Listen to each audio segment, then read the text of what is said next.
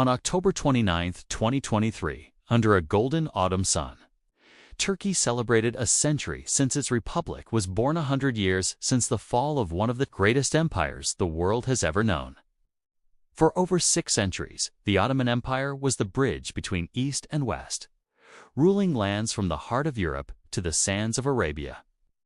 From the shores of North Africa to the mountains of Persia, shaped trade, culture, and warfare in ways that still echo through our modern world. But to truly understand how the Ottomans came to dominate half the known world, we must go back to the vast, windswept plains of Central Asia. Centuries ago, Turkic peoples roamed the Eurasian steppe as nomads, expert horsemen, and fierce warriors. Over generations, they pushed westward, drawn by fertile lands. Among these tribes were the Oghuz, and from their ranks rose a man named Seljuk, who would change their destiny forever. In the late 10th century, Seljuk carved out his own realm in Persia. His descendants built the Seljuk Empire, a powerful dynasty that blended nomadic traditions with the sophistication of the Islamic world. By the 11th century, they stood at the doorstep of the Byzantine Empire, the last remnant of ancient Rome. The clash was inevitable. In 1071, at the Battle of Manzikert, the Seljuks crushed the Byzantine army, opening Anatolia, modern-day Turkey, to Turkish settlement. Like many empires, the Seljuk realm eventually fragmented. From these fractured states, one would rise higher than all others. In the rugged hills of northwestern Anatolia, a small principality was led by a man named Osman. Much of his life is shrouded in legend, but his vision birthed a dynasty that would last for centuries. His followers called themselves Osmanli, or Ottomans. At first, they were just one of many Turkish tribes fighting for survival.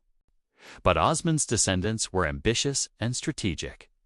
They pushed against the crumbling Byzantine borders, seizing towns and fortresses.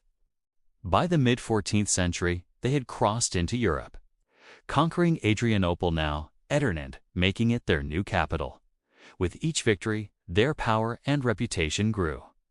They built an army unlike any other, one that would soon strike fear into the heart of Christendom. Yet, one final challenge remained before they could claim the legacy of empire: the greatest city in the medieval world, Constantinople. Guarded by massive stone walls, it had stood for over 1,000 years, a symbol of Christian power in the East. But in 1451, a young, determined sultan named Mehmed II took the throne. He was just 19, but his ambitions were boundless. He spent 2 years preparing for what many thought was impossible. In April 1453, Mehmed laid siege to the city with one of the largest armies ever assembled. The Byzantines fought bravely, but were hopelessly outnumbered. For 7 weeks, the sound of cannons thundered across the Bosporus. Finally, on May 29th, Constantinople fell. The last Byzantine emperor died defending his city, and the dream of Rome in the East ended with him. Mehmed rode through the gates as conqueror, transforming the ancient city into the heart of a new empire. Constantinople became Istanbul, and the Hagia Sophia, once the greatest cathedral in Christendom, was converted into a grand mosque. The fall of Constantinople wasn't just the end of one empire, it was the dawn of another. Under Mehmed, the Ottomans began expanding in every direction, controlling Greece, the Balkans, and parts of Ukraine. His successors carried that legacy forward. Sultan Bayezid II strengthened their navy, while his son, Selim I, pushed deep into the Middle East, bringing the holy cities of Mecca and Medina under Ottoman rule. Then came Suleiman the Magnificent, the empire's greatest ruler. His reign from 1520 to 1566 marked the height of Ottoman power. Suleiman wasn't just a warrior.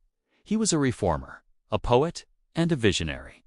His armies swept across Europe, reaching the gates of Vienna. He conquered vast territories from Hungary to Yemen, creating one of the most powerful empires the world had ever seen.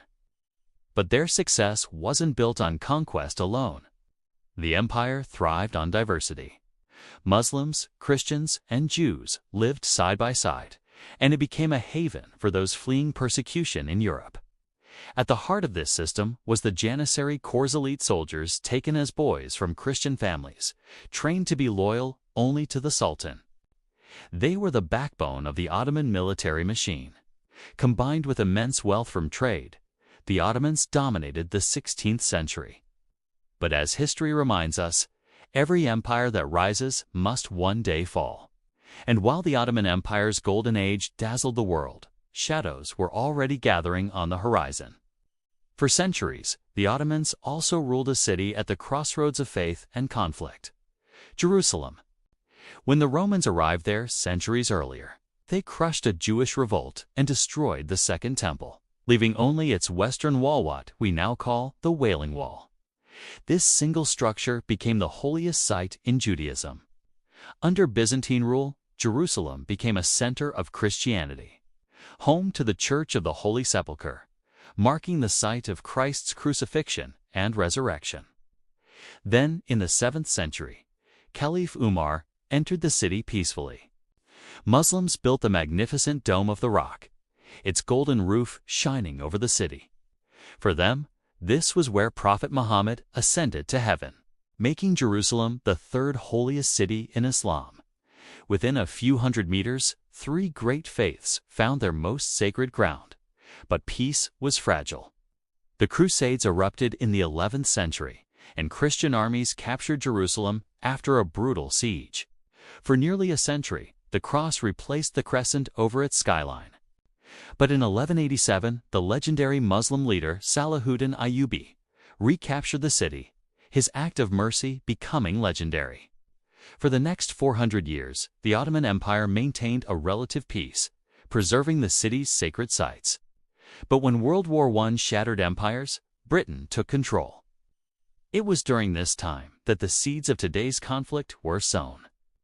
Jewish immigration increased, and tensions with Arab communities deepened. After World War II and the Holocaust, global sympathy led to the creation of the State of Israel in 1948. The First Arab-Israeli War erupted, dividing Jerusalem into 2 halves, west controlled by Israel, east by Jordan. Barbed wire separated families for nearly 20 years. Then, in 1967, the Six-Day War changed everything. Israel captured East Jerusalem, uniting the city under its control, but intensifying one of the most complex conflicts on earth. Today, Jerusalem is both beautiful and burdened home to prayers, protests, and politics that never seem to end. Within its ancient walls, children play where prophets once walked. Every stone here tells a story, and every story carries a question. Can a city sacred to so many ever truly belong to just one? What do you think? Can Jerusalem ever find real peace, or is its destiny forever tied to conflict and faith? Share your thoughts in the comments below. And if you enjoy learning the deep, hidden layers of human history, don't forget to subscribe for more stories like this one. Thanks for watching.